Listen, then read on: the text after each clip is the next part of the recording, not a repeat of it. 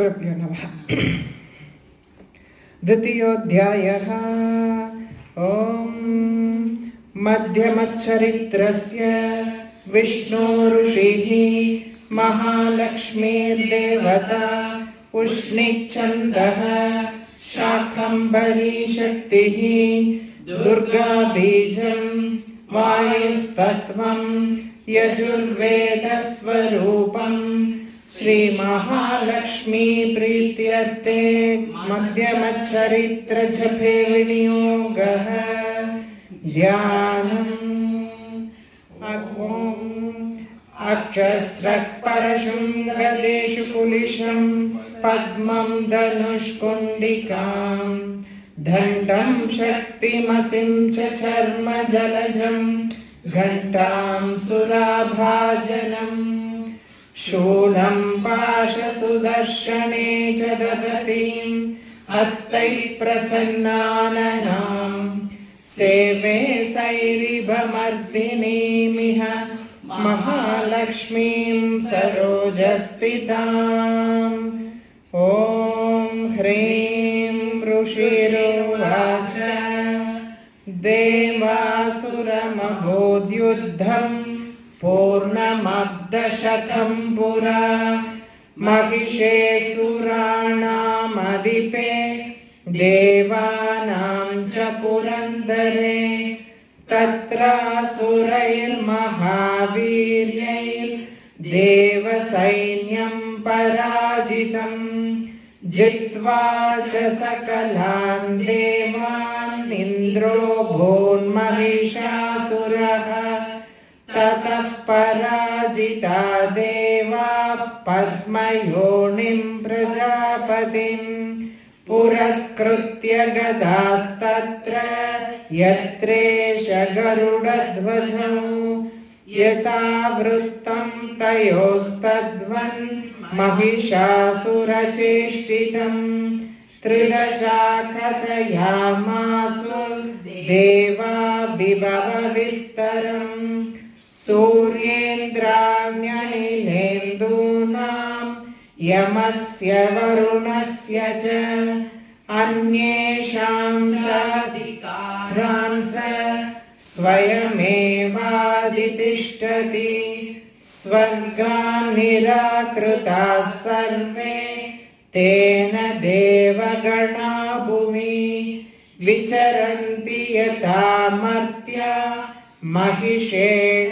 दुरात्मना एतद्वः कथितं सर्वममरारिविचेष्टितं शरणं वः प्रपन्नास्मो वदस्तस्य विचिन्त्यताम् इत्थं निशम्य देवानां वचांसि मधुसूदनः चकारकोपं शम्भुश्च भ्रुकुटीकुटिलाननौ ततोऽतिकोपपूर्णस्य चक्रिणो वदनात्ततः निश्चक्राममहत्तेजो ब्रह्मणः शङ्करस्य च.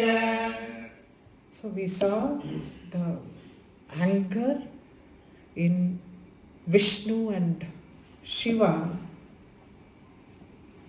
that emerged as a bright light, brilliant light from them. So both anger as well as the light denote rajasic aspect. Rajas is something that is predominant in this Madhyama Charitra. So rajas aspect is first explained, anger and the light, brilliant light. Now, not only from Brahma, Vishnu and Shiva, but from other gods also, starting from Indra, the Tejas will come out. Okay? Anyesham chaiva devanam Anyesham chaiva devanam Anyesham chaiva devanam Shakradinam sharirataha Shakradinam sharirataha शक्रादीनां शरीरतः अन्येषां चैव देवानां शक्रादीनां शरीरतः अन्येषां चैव देवानां शक्रादीनां शरीरतः अन्येषां चैव देवानां शक्रादीनां शरीरतः निर्गतं सुमहत्तेजस् निर्गतं सुमहत्तेजस् निर्गतं सुमहत्तेजस् तच्चैक्यं समगच्छत तच्चैक्यं समगच्छत तच्चैक्यं समगच्छत निर्गतं सुमहत्तेजस्तच्चैक्यं समगच्छत निर्गतं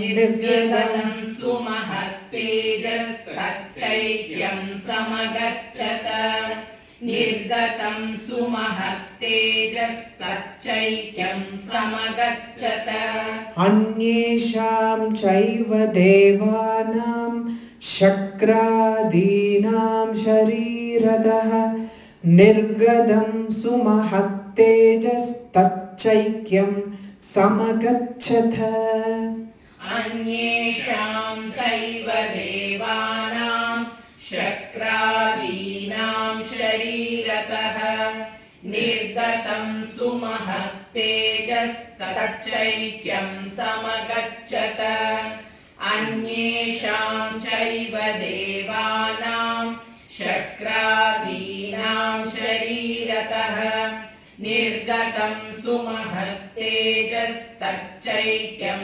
समगच्छत. From other devas, other celestials, starting from Indra. Indra is the lord of all celestials. So starting from Indra, from everybody's body, this great light emerged. Okay. This great light, that is what Anyesham cha eva devanam eva. Every one of them. Shakradinam. Shakra here means Indra. Indra's another name is Shakra. Shakradinam. Adinam means from starting from him. Shariratah. From their body emerged light. Nirgadam sumahattejas. The light that emerged from their body, from Brahma, Vishnu, Shiva and the Trinity as well as the other celestials, Tachaikyam samagachata. Everything got merged into one, all united and became one great effulgence, one great tejas. So now the question comes whether, because the light emerged from each one of them, it means this body of Devi is the tidbit of from everybody. It's not like that. From her, tidbits went to everyone. Now it is the collective. She is now the wholesome. What it was, the original one in the origin. How powerful she was. Her consciousness resides even in us. In every being it resides. In different way. Sometimes that consciousness is dormant. Sometimes it is very well aware of everything. The awareness is much better in humans and much more even in the celestials. The grading is there. But in every being, her presence is there. That is what emerged from the Devas. Understand that. The abiding consciousness, as she is present in everybody, that emerged as the light, the tejas from everyone, and they all were united and became one. Okay. Ativa tejasah kotham. Ativa tejasah kotham. Ativa tejasah kotham. Jvalantamiva parvatam. Jvalantamiva parvatam. Jvalantamiva parvatam. Ativa tejasah kotham jvalantamiva parvatam. Ativa tejasakkutam jvalantamiva parvatam. Ativa tejasakkutam jvalantamiva parvatam. Dadrushuste surastatra. Dadrushuste surastatra. Dadrushuste surastatra. Jvala vyapta digantaram. Jvala vyapta digantaram. Jvala vyapta digantaram. Dadrushuste surastatra. Jvala vyapta digantaram. Dadrushuste surastatra. Jvala vyapta digantaram. Dadrushuste surastatra. Jvala vyapta digantaram. Ativa tejasah kotham jvalantamiva parvatam.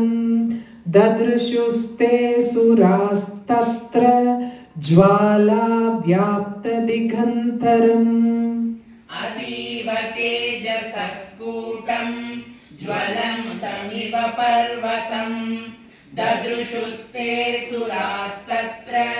Jvala vyapta digantaram. Ativa tejasakkutam jvalantamiva parvatam. Dadrushuste surastatra. Jvala vyapta digantaram. Ativa tejasah kotham. The one, the tejas that they are all united as one, it is jvalantamiva parvatam. It is like a mountain, fire, like burning mountain. Jvalantamiva parvatam. It is burning mountain like huge. Dadrushuste surastatra. Sura here is the celestials.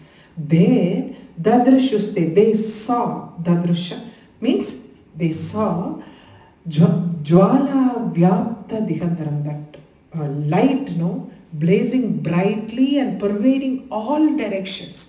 Jvala vyapta digantaram. It is like, pervading all directions. So huge it is. Now we still, even now, it is only tejas we are seeing. We don't know whether it is a male or a female. The genderization has not happened. In the next line, they say how it turned into a nari. Okay. Atulam tatra tat tejas. Atulam tatra tat tejas. Atulam tatra tat tejas. Sarvadeva sharirajam. Sarvadeva sharirajam. Sarvadeva sharirajam. Atulam tatra tat tejas. Sarvadeva sharirajam. Atulam tatra tat tejas. Sarvadeva sharirajam. Atulam tatra tat tejas. Sarvadeva sharirajam. Ekastam tada bhunnari. Ekastam tada bhunnari. Ekastam tada bhunnari. Vyapta lokatrayam tvisha. Vyapta lokatrayam tvisha. Vyapta lokatrayam tvisha. Ekastam tada bhunnari. Vyapta lokatrayam tvisha. Ekastam tada bhunnari. Vyapta lokatrayam tvisha. Ekastam tada bhunnari. Vyapta lokatrayam tvisha. Atulam tatra tat tejas. Sarvadeva sharirajam.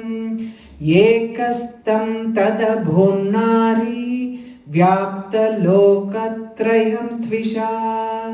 Atulam tatra tat tejas. Sarvadeva sharirajam.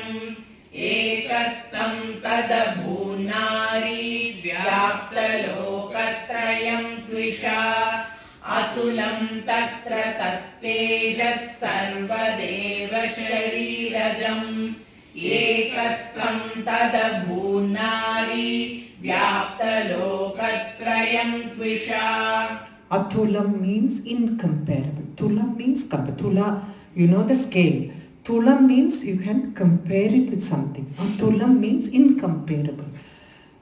Tatra tat tejas, the Sarva Deva Sharirjam, the light that emerged from the bodies of all devas, all the celestials, Sarva Deva Sharirjam, which came from the bodies of all the devas. Ekastham thadabonnari. It all merged as one into a female form. Thadabonnari. It took a female form. Thadabonnari. Vyaptalokam.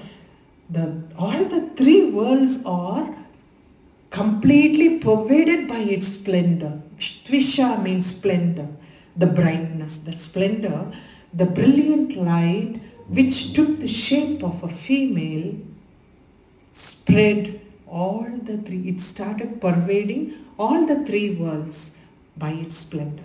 Okay? Tvisha means splendor.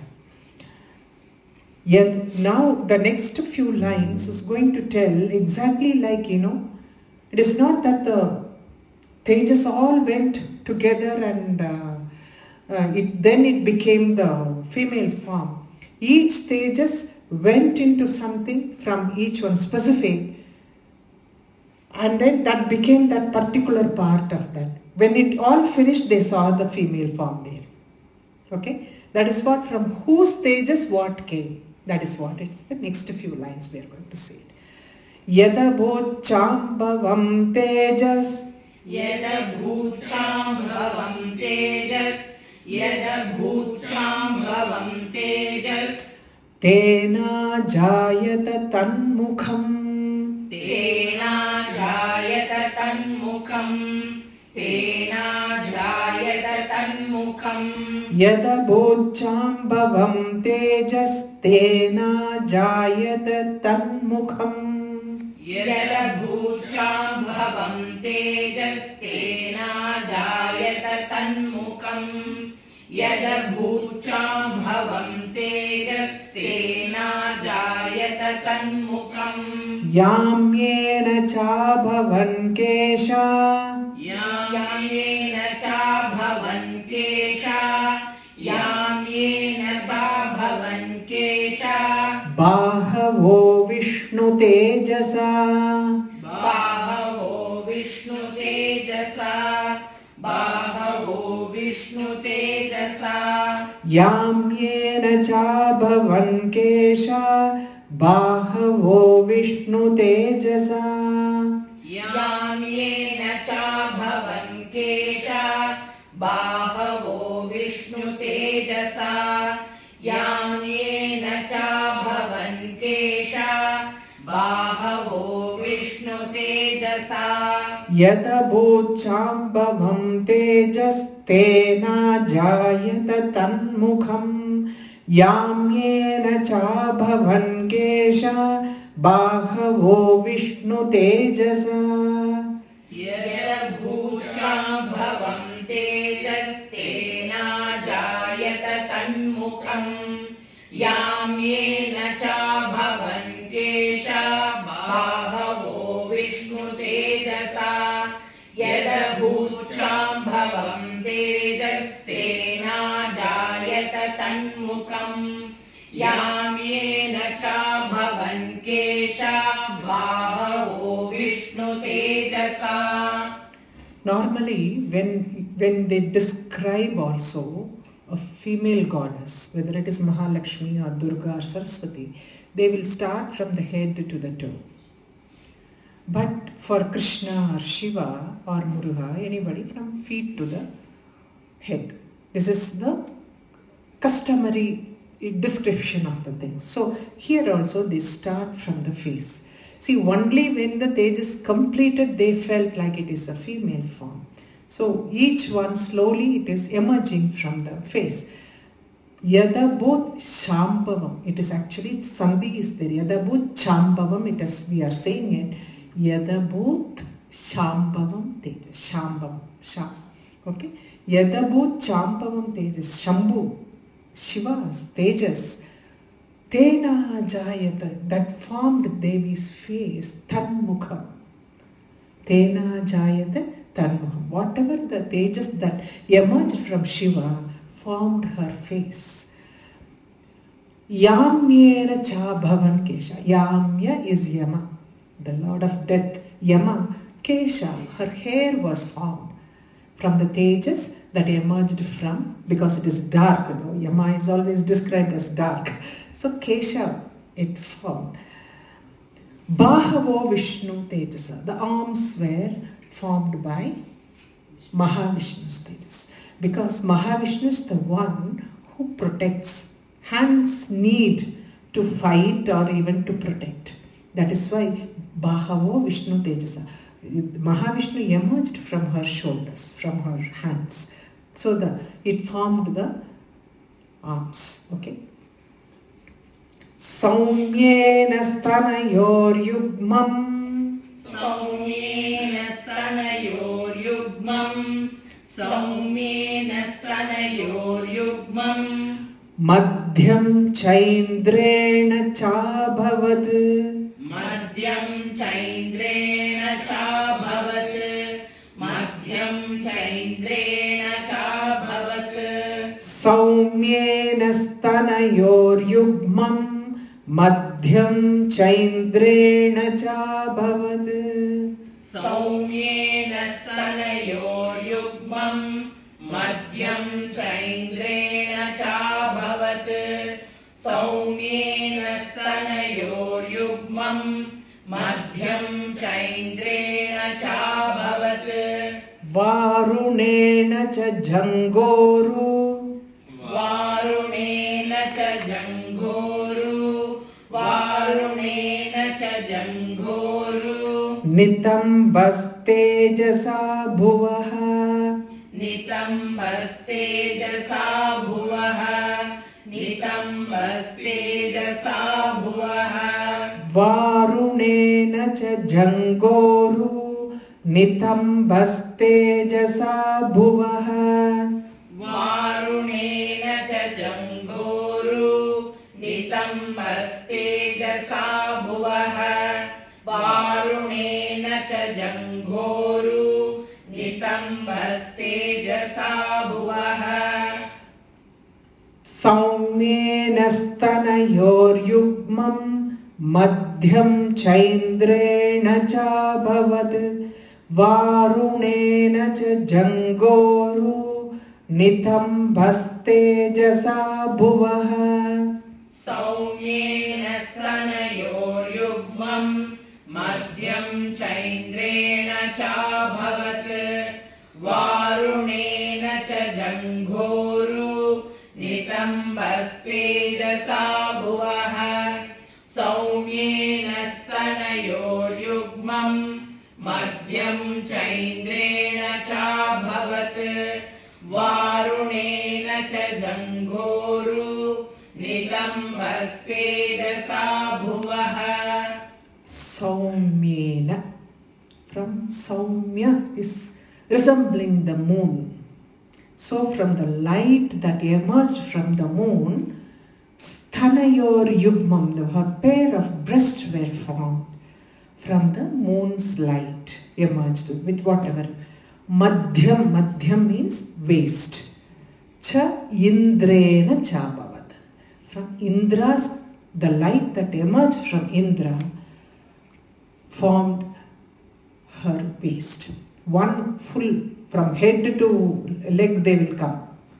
Who all did the major parts, and then they will go for the minor details. Okay. Varunena cha jangor. Uru means thighs. Janghe means calf and the knees and calf. Jangor, jangi. So the legs were formed by Varuna Deva. Varunena cha jangoru. Nithambas means hip. Nithamba means hip. Hip is formed by Bhuvaha, earth formed, it's Vistaram, no? Very sturdy. So hip is formed by the light that emerged from the earth, formed her hip. Now we have come up to the hip and the legs. Now next one. Brahmanastejasa padhau. Brahmanastejasa padau. Brahmanastejasa padau. Tadangulyorka tejasa. Tadangulyorka tejasa. Tadangulyorka tejasa. Brahmanastejasa padau. Tadangulyorka tejasa. Brahmanastejasa padau. Tadangulyorka tejasa. Brahmanastejasa padau. Tadangulyorka tejasa. Vasunam chakarangulya. Vasunam chakarangulya. Vasunam chakarangulya. Kaubherene chanasika. Kauberene chanasika. Kauberene chanasika. If different, it is written there. Kauberena. That's all it is. Rena only. Okay. Rene. Rena chanasika. Not Rene. It is Rena. Kaubherena chanasika. Kauberena chanasika. Correct? Okay. Sorry, I made it a mistake. Kauberene chanasika. Vasunam chakarangulya. Kauberena chanasika. Vasunam chakarangulya. Kauberena chanasika. Vasunam chakarangulya. Kauberena chanasika. Brahmanastejasa padau. Tadangulyorka tejasa. Vasunam chakarangulya. Kauberena chanasika. Brahmanastejasa padau. Tadangulyorka tejasa. Vasunam chakarangulya. Kauberena chanasika. Brahmanastejasa padau. Tadangulyorka tejasa. Vasunam chakarangulya. Kauberena chanasika. Brahmana tejasa padau. Her feet were formed by Brahma's tejas. And Tadangulyo Arka tejasa. Arka means sun. There is another name for sun is Arka. When we are doing the Archana for sun, you will know that Arka is one of the name. Arkaye Namaha. Arka is one of the names we say for the sun. So Anguli, Tadangulyo, that is Padanguli. It is not Karanguli. It is Padanguli. It is all formed by the light that emerged from the sun. Arka tejasa. Vasunam chakarangulya. The Vasus. Now the hand, fingers and all we have to come now. So the fingers, toes we saw Arka tejasa. Vasus, whatever the Ashta Vasus were there, from them whatever the light emerged, that became the fingers for her. Kaubherena, Kaubherena means Kubera. Kubera, from Kubera, Nasika. Her nose was formed from the light that emerged from Kubera. Now the finer details are coming now. Tasyastu danta sambudha. Tasyastu danta sambhuta. Tasyastu danta sambhuta. Prajapatyena tejasa. Prajapatyena tejasa. Prajapatyena tejasa. Tasyastu danta sambhuta. Prajapatyena tejasa. Tasyastu danta sambhuta. Prajapatyena tejasa. Tasyastu danta sambhuta.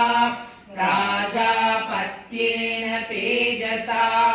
Nayanatritayam jangye Nayanatritayam jangye Nayanatritayam jangye Tatha pavaka tejasa Tatha pavaka tejasa Tatha pavaka tejasa Nayanatritayam jangye Tatha pavaka tejasa Nayanatritayam jangye Tatha pavaka tejasa Nayanatritayam jangye Tatha pavaka tejasa Tasyastu dantas sambodhah prajapatyena tejasa Nayanatritayam jangye Tatha pavaka tejasa Tasyastu danta sambhuta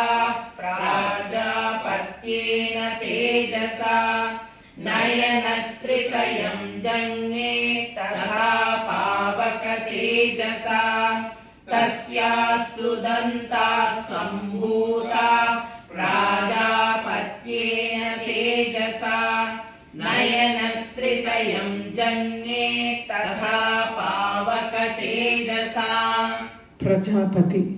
Brahma is called Prajapati. From the light that emerged from Brahma, we saw the feet also coming. Here the teeth, all her teeth were formed from Brahma's tejas. Danta, Sambhuta, all her teeth were formed from Brahma's tejas. Nayana Trithayam Jange. Pavaka is Agni. Pavaka means Agni. So the tejas that emerged from Agni formed her three eyes. Nayana Trithayam. Together they formed from the Agni's tejas. Okay. Bruvaucha Sandhayos tejas.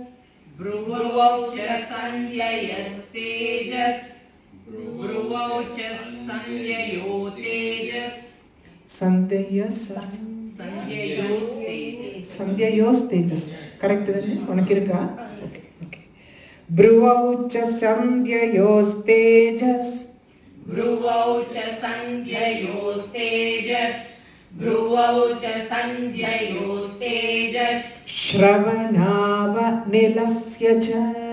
Shravanavanilasya cha Shravanavanilasya cha Bruvaucha Sandhyayos tejas Shravanavanilasya cha. Bruvaucha Sandhyayos tejas Shravanavanilasya cha Bruvaucha Sandhyayos tejas Shravanavanilasya cha Anyesham chaiva devanam. Anyesham chaiva devanam Anyesham chaiva devanam Sambhavastejasam Shiva. Sambhavastejasam Shiva Sambhavastejasam Shiva Anyesham chaiva devanam Sambhavastejasam Shiva. Anyesham chaiva devanam Sambhavastejasam Shiva Anyesham chaiva devanam Sambhavastejasam Shiva Bruvaucha Sandhyayos tejas Shravanavanilasya cha. Anyesham chaiva devanam Sambhavastejasam Shiva.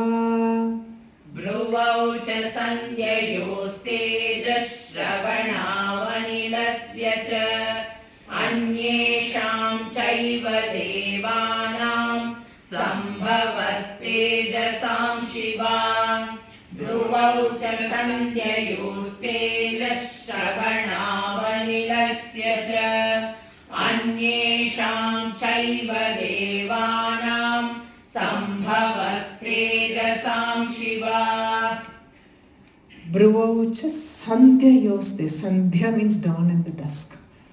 Sandhya, it is only called Sandhya. Bruvau means eyebrows. Eyebrows were formed by Sandhya. Okay, the tejas that came from Sandhya. Shravana Vanilasya cha.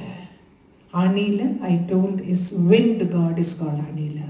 Shravana, ears. Ears were formed from the tejas that emerged from the wind god. Anyesham chaiva devanam sambhavas tejasham Shiva.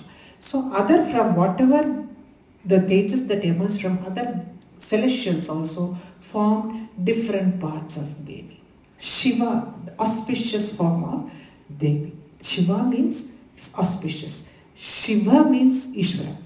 Shiva means Devi. Okay? Wherever Shiva comes with a dirgham, it is Devi.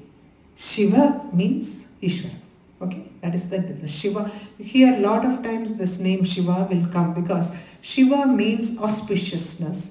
So here the auspicious form of Devi was formed from different celestials, the light that emerged from different celestials. Tatas samastha devanam Tatas samasta devanam Tatas samasta devanam Tejo rashi samudbhavam Tejo rashi samudbhavam Tejo rashi samudbhavam Tatas samasta devanam Tejo rashi samudbhavam Tatas samasta devanam Tejo rashi samudbhavam Tatas samasta devanam Tejo rashi samudbhavam Tam vilokya mudam prabhu Tam vilokya mudam prapur Tam vilokya mudam prapur Amara mahishardhitaha Amara mahisharditaha Amara mahisharditaha Tam vilokya mudam prabhuramara mahishardhitaha Tam vilokya mudam prapuramara mahisharditaha Tam vilokya mudam prapuramara mahisharditaha Tatas samasta devanam tejo rashi samudbhavam Tam vilokya mudam prabhuramara mahishardhitaha Tatas samasta devanam tejo rashi samudbhavam Tam vilokya mudam prapuramara mahisharditaha Tatas samasta devanam tejo rashi samudbhavam Tam vilokya mudam prapuramara mahisharditaha Tatas samasta devana tejo rashi samudbhavam. So from the tejas that emerged from all the gods became one as a nari in front of them. Took a female form. Looking at her, vilokya means looking at her, having that side. Mudam means happiness, extreme happiness. Amara mahishardita. Amara, you know, all celestials. Celestials, mahishardita, tormented by Mahisha. The celestials who were tormented by Mahisha was rejoicing with joy on seeing that form. Because it emerged from all of them, no? The tejas emerged from all of them and took a form. And looking at the form, the celestials were rejoicing with happiness.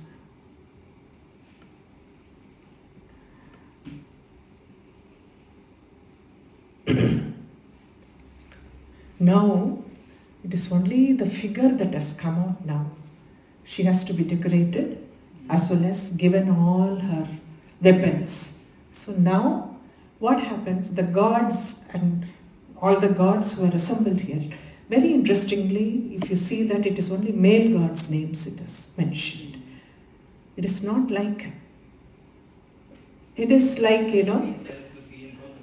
or not there, no? It is all her. From her only, no? So each one, if Brahma is there, Brahma Shakti, what emerged is Saraswati. The Tejas that emerged from Brahma is Saraswati that got united with her. Vishnu's Tejas that emerged with her is Lakshmi. They were all in the form of different gods. That's why no female gods' names are mentioned here.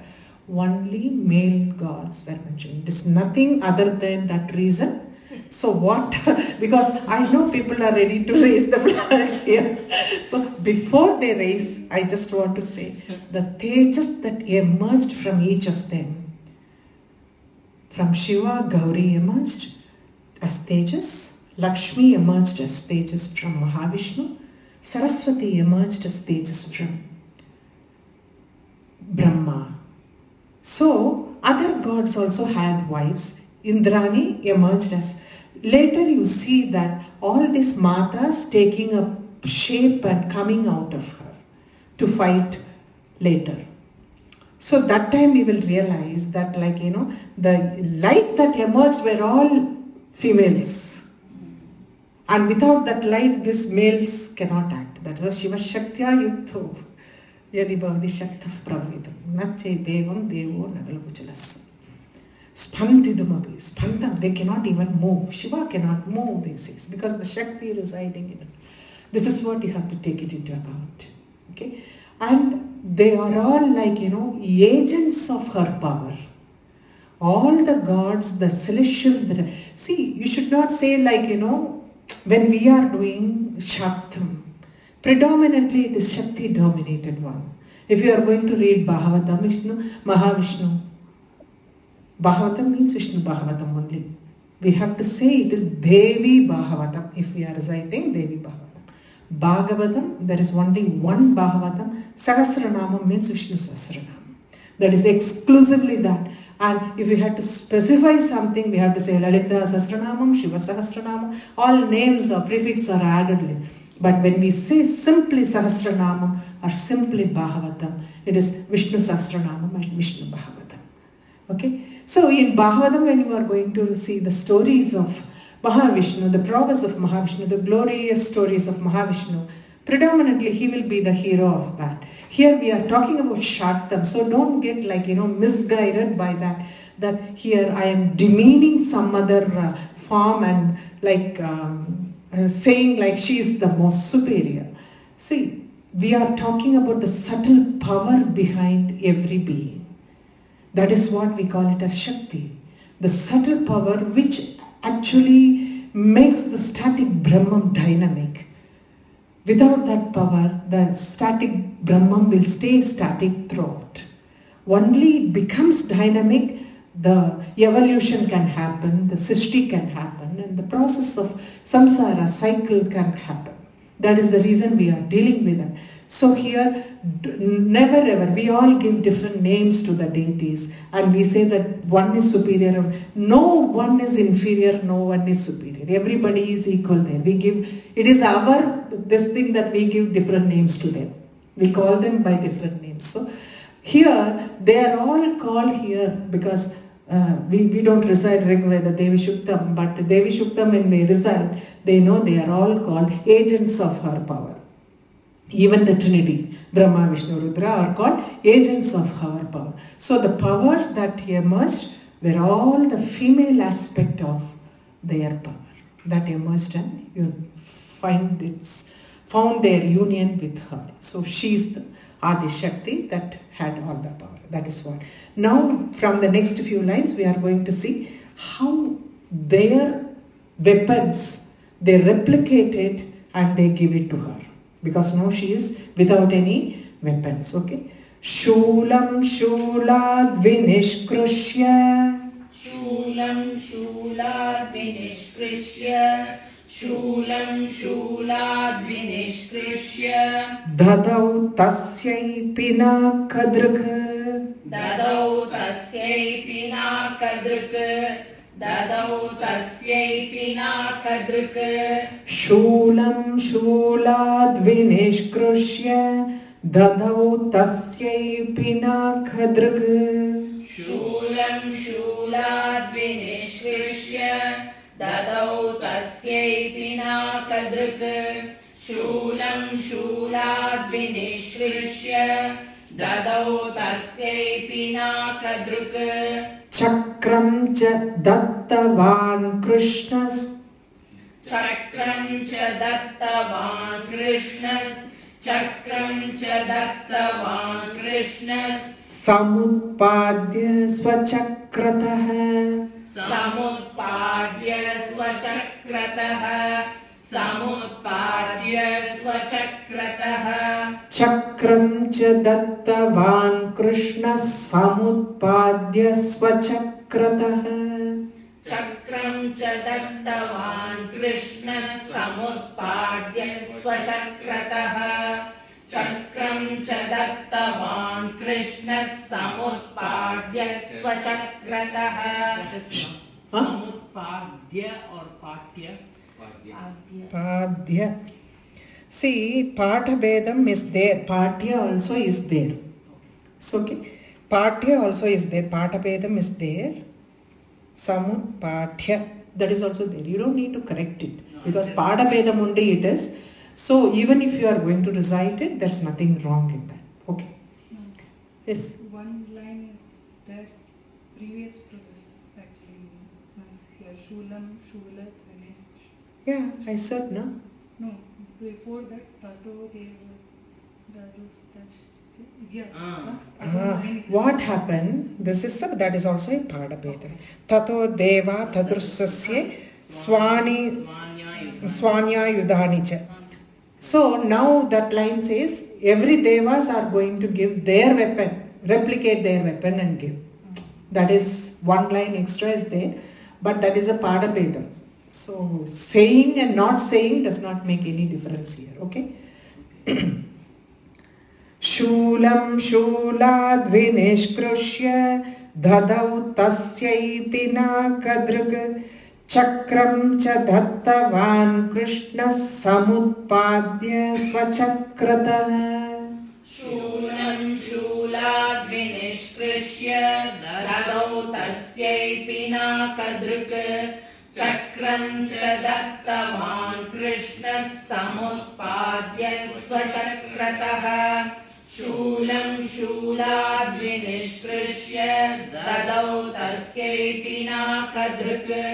Chakram cha dattavan Krishna samutpadya svachakratah. Shiva is called Pinakabani. Pinakabani, the one who is holding the Pinaka. Pinaka is Pinakabani. So the Shulam Shulad Vinishkrishya, the one Shulam that he is holding in his hand, from it Vinishkrishya, he issued another Shulam. From the Shulam that he is holding, he issued another Shulam from that. In the same way, Chakram cha dattavan Krishna. Krishna means the one who is dark toned one. You have doubt? Okay. Chakram cha dattavan. So Krishna means dark complexioned one. That is Mahavishnu issued a chakram from his chakram. They are not relinquishing their weapons clearly. They are only replicating it, duplicating it. They are not relinquishing it. So from that, another one emerges and they give it to her. Samutpadya svachakratah. Exactly like how his chakram is, the same way another chakram he produced from that and he gave it to her. So now Shulam is over, chakram is over. Then the next one. So the powers that are going to emerge, the weapons, there are going to be 17 weapons that are mentioned in the next few lines. Only Gada is not mentioned. So that also they say other weapons were given to her by other devatas. In one sentence they finish that in that other weapons come Gada. So 17 weapons are individually mentioned here. Shankam cha varuna shaktim. Shankam cha varuna shaktim. शङ्कम् च वरुणः शक्तिम् ददौ तस्यै हुताशनः ददौ तस्यै हुताशनः ददौ तस्यै हुताशनः शङ्खं च वरुणः शक्तिम् ददौ तस्यै हुताशनः शङ्कम् च वरुणः शक्तिम् ददौ तस्यै हुताशनः शङ्कम् च वरुणः शक्तिम् ददौ तस्यै हुताशनः मारुतो दत्तवांश्चापम् मारुतो दत्तवांश्चापम् मारुतो दत्तवांश्चापम् बाणपूर्णे तदेषुधि बाणपूर्णे ततेषुधि बाणपूर्णे ततेषुधि मारुतो दत्तवांश्चापम् बाणपूर्णे तदेषुधि मारुतो दत्तवांश्चापम् बाणपूर्णे ततेषुधि मारुतो दत्तवांश्चापम् बाणपूर्णे ततेषुधि शङ्खं च वरुणः शक्तिं ददौ तस्यै हुताशनः मारुतो दत्तवांश्चापम् बाणपूर्णे तदेषुधि शङ्कम् च वरुणः शक्तिम् ददौ तस्यै हुताशनः मारुतो दत्तवांश्चापम् बाणपूर्णे ततेषुधि शङ्कम् च वरुणः शक्तिम् ददौ तस्यै हुताशनः मारुतो दत्तवांश्चापम् बाणपूर्णे ततेषुधि शङ्खं च वरुणः. From Varuna Devata, Shankam he gave. Shankam he gave, Varuna Devata gave. Shaktim dadau tasye hudashana. Shaktim means sphere. Who gives? Very beautiful name they have given, Hudashanaha. Agni is called Hudashanaha because he accepts all oblations. He is the eater of all. Whatever is put in Agni disappears. No? Whatever you put in the Agni, it gets. So he is the eater of all oblations. He finishes it off so quickly. Also, Agni, So Agni is called Hudashanaha, the one who eats all the oblations. What he gives? Sphere, Shakti. So Varuna gives Shankam, Agni gave Shakti. Maruto means the wind god, Vayu. Marutha is wind god, Vayu. Dattavams chapam banapurne tateshudi.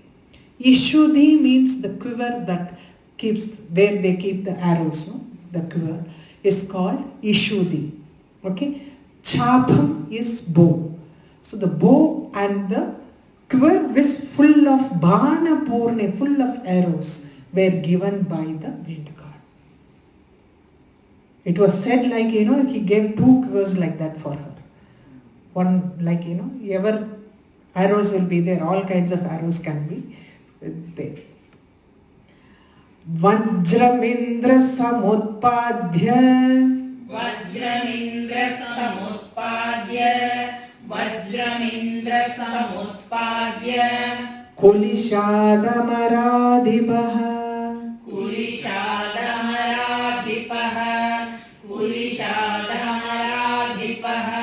Vajramindra samutpadhya Kulishadhamaradipaha Vajramindra samutpadhya Kulishadhamaradipaha Vajramindra samutpadhya Kulishadhamaradipaha Dadau tasyai sahasraksho Dadau tasyai sahasraksho Dadau tasyai sahasraksho Ghantamairavadhat gajat Ghantamairavadhat gajat Ghantamairavadhat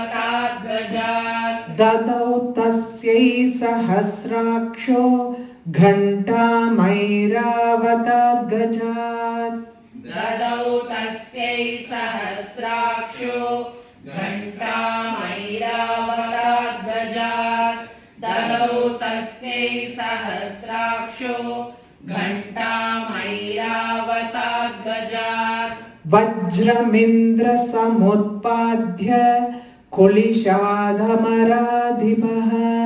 ददौ तस्यै सहस्राक्षो घण्टामैरावतात् गजात् वज्रमिन्द्रः समुत्पाद्य कुलिशादमराधिपः ददौ तस्यै सहस्राक्षो घण्टामैरावतात् गजात् वज्रमिन्द्रः समुत्पाद्य कुलिशादमराधिपः ददौ तस्यै सहस्राक्षो घण्टामैरावतात् गजात् Amaradhipaha is Indra, who is the Lord of all Amara, celestials, immortals.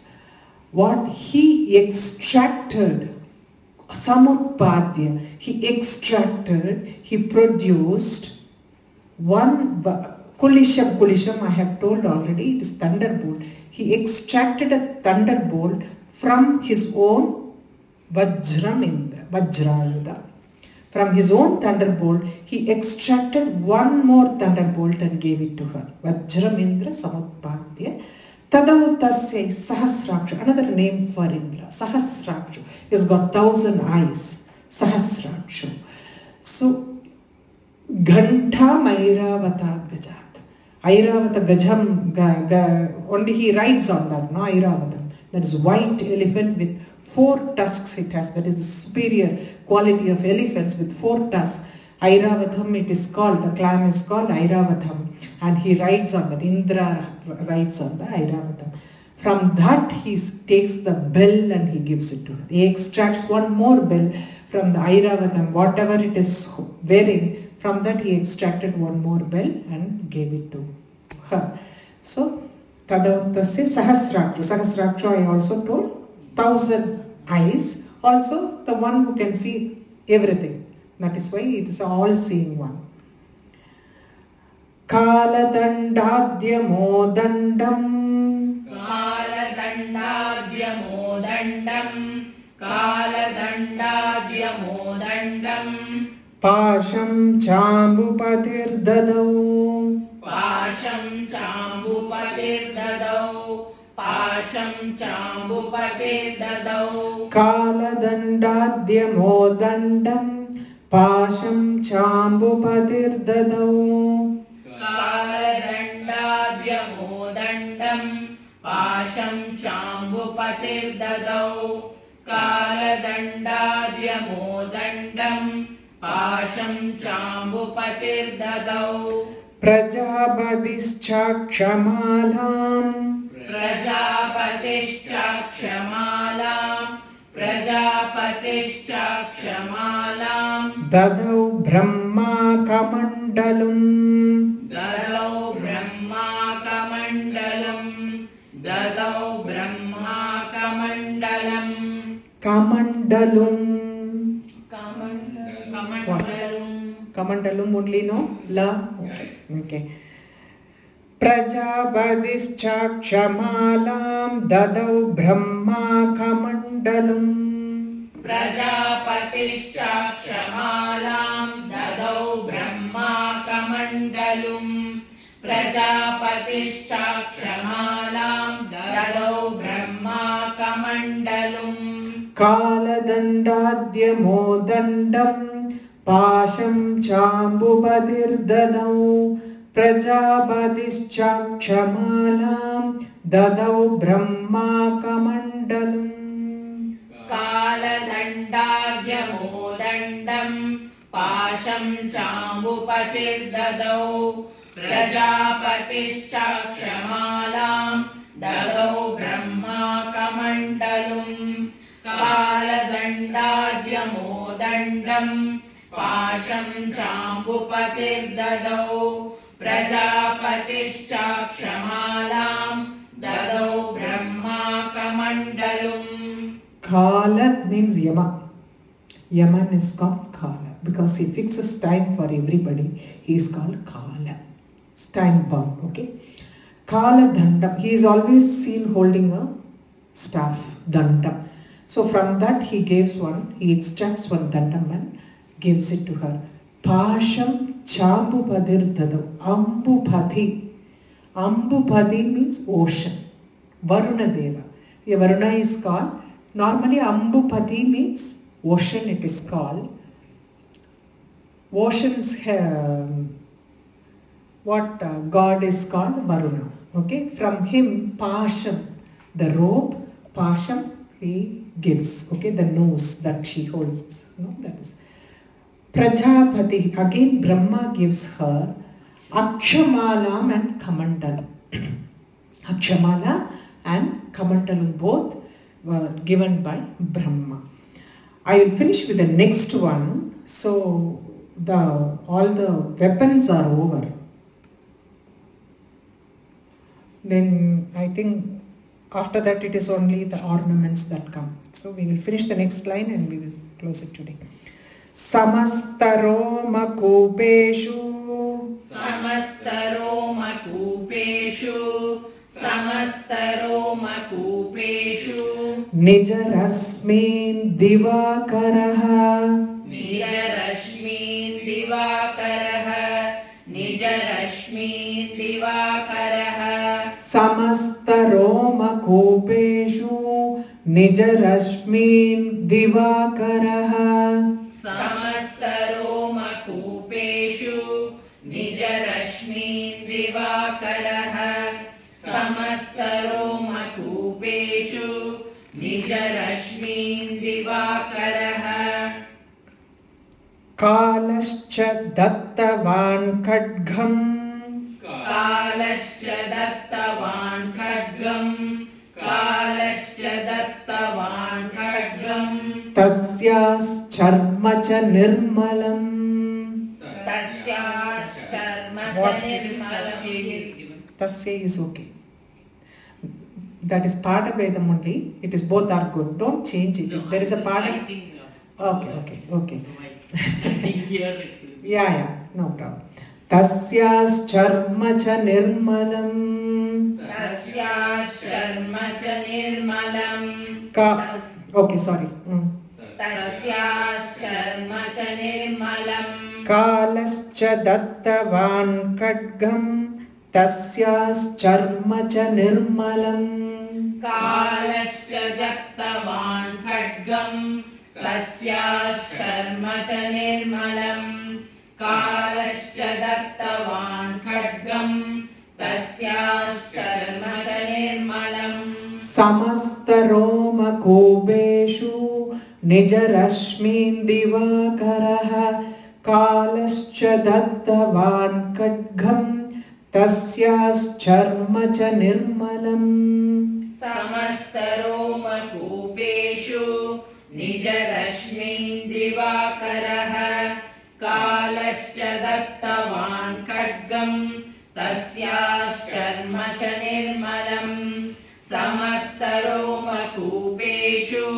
Nijarashmin Divakaraha. Kalascha Dattavan Khadgam. Tasyasharmacha nirmalam. Divakara is the name of the sun. Sun god is called Divakara because he brings in the day. Diva Akara. So he brings in the day. That is why he is called Divakara. So he gives Samasta Roma Kupeshu, all the pores in her body, because it is shining so much. No? She is herself shining. She is the Teja Rasi, Samudbhavam. So it is only the Tejas there.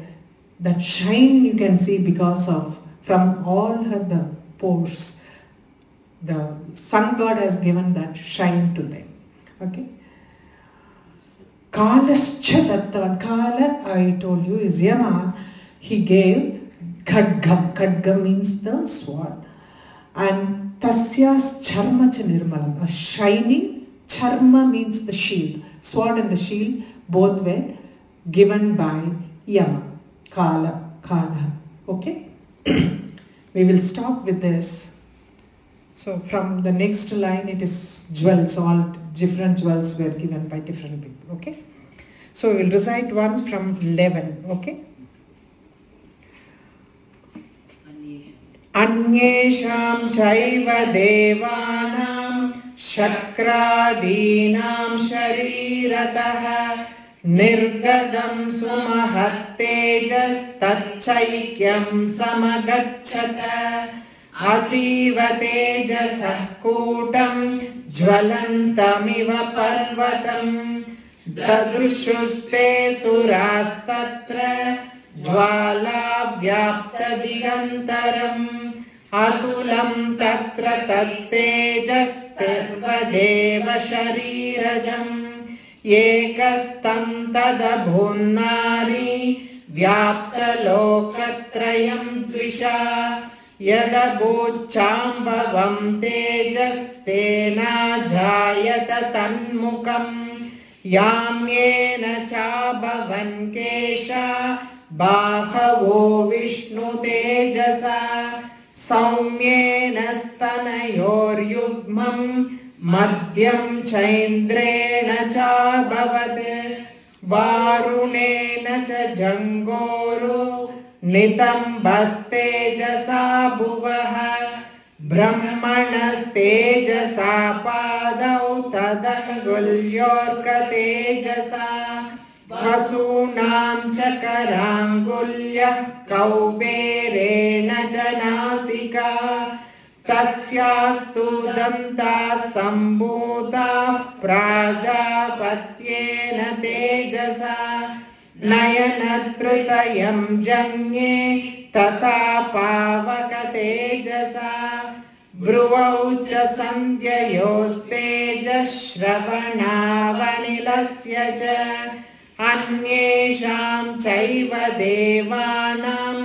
sambhavastejasam shiva tatas samasta devanam tejo rashi samudbhavam tam vilokya mudam prapuramara mahisharditaha shulam shuladvinishkrishya dadau tasyai pinakadrug chakram cha dattavan krishna samutpadya svachakratah shankam cha varuna shaktim dadau tasyai hudashanah maruto dattavaംശ്ചാപം बाणपूर्णे ततेषुधि वज्रमिन्द्रः समुत्पाद्य कुलिशादमराधिपः ददौ तस्यै सहस्राक्षो घण्टामैरावताद्गजा कालदण्डाद्यमोदण्डं पाशं चाम्बुवधिर्ददौ प्रजापतिश्चाक्षमालां ददौ ब्रह्माकमण्डलम् समस्तरोमकूपेषु निजरश्मीन् दिवाकरः कालश्च दत्तवान् खड्गं तस्याश्चर्म च निर्मलम्. There are that pot and the wine, all those things will come in the next round. Okay. Abharana, when it comes, they are all not weapons. No, considered to be not weapons. Only the weapons have been mentioned here. Other things will be mentioned later. Okay. That way, Akshamala are also not weapons. But it is given to her. Okay. Gurupya.